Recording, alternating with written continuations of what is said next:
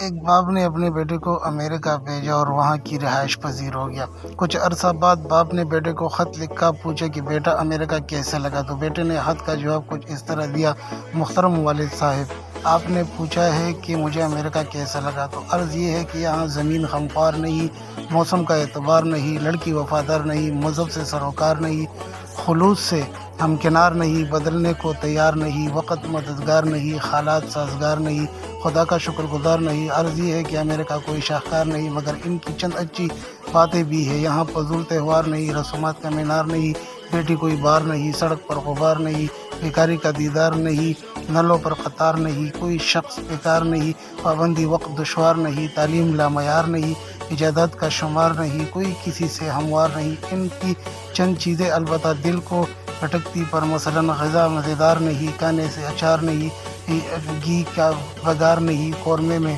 تار نہیں، چوڑیوں کی جھنکار نہیں، اردو کا اخبار نہیں، داتا کا مزار نہیں، اور قائد کا مزار نہیں۔